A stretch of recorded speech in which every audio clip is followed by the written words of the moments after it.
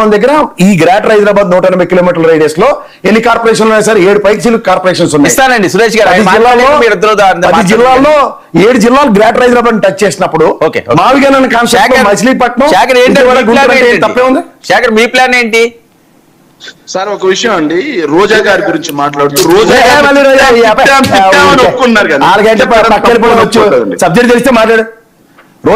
ఆగండి సార్, ఒక్క నిమిషం సార్. నేను తెలుగుదేశం పార్టీ ఎవరైతే ఉన్నారో ఆయన గురించి నేను అడుగుతున్నాను సార్. నేను వాళ్ళకి రిక్వెస్ట్ చేసుకుంటున్నాను సార్. వర్రా రవీందర్ రెడ్డి అనే ఒక అతని పేరు తీసుకొచ్చి ప్రతి సందర్భంలో అతను తల్లిని చెల్లిని తిట్టినట్టుగా పోస్టులు పెట్టినట్టుగా వీళ్ళు డెలిబ్రేట్ చేస్తా ఉన్నారు సార్.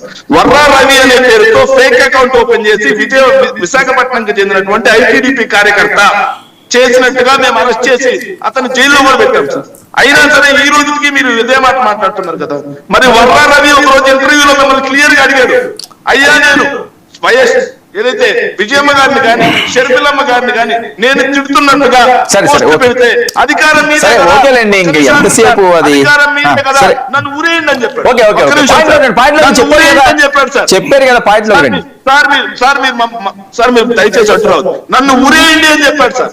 మరి వీళ్ళు 2 సంవత్సరాలు ఏం సార్ అధికారంలోకి వచ్చి, ఇంకా 3 ఏళ్ళు ఉన్నాయి.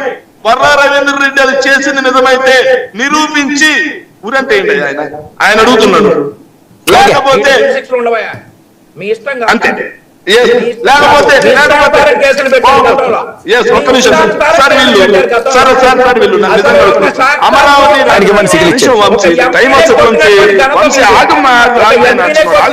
టైం సార్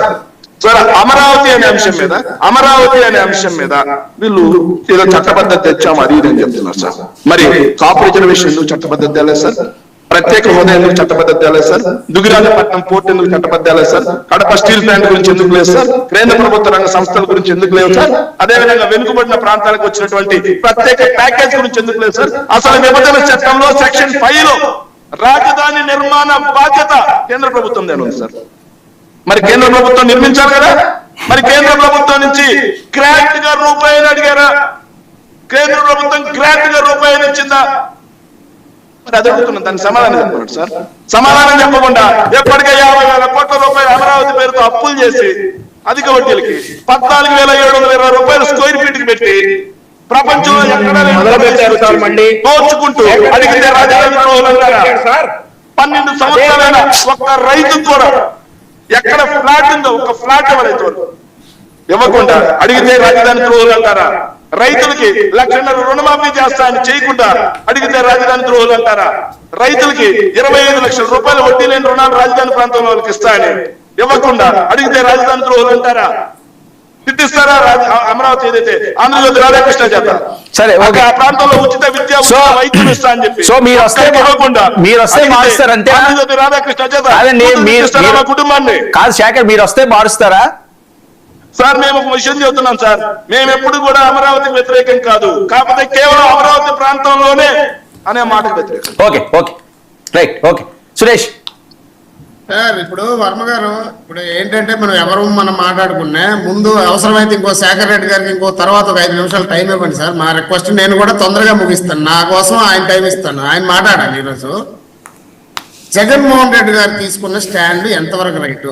2014 నుంచి అదే మన రాష్ట్ర విభజన తర్వాత నుండి ఈ రోజుకి మన ఆంధ్రప్రదేశ్ క్యాపిటల్ మీద ఆయనకున్న ఆలోచన ఏంటి?